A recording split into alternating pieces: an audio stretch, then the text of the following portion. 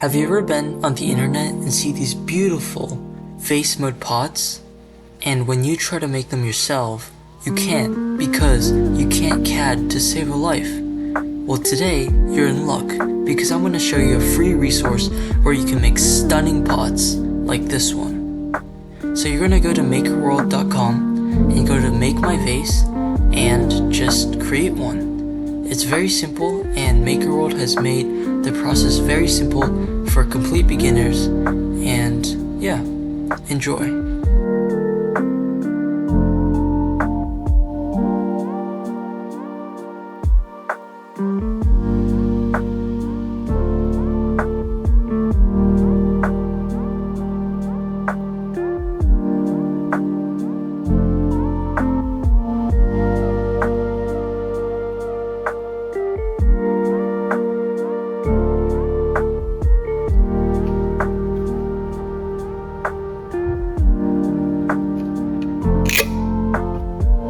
Isn't it cool how far technology has come?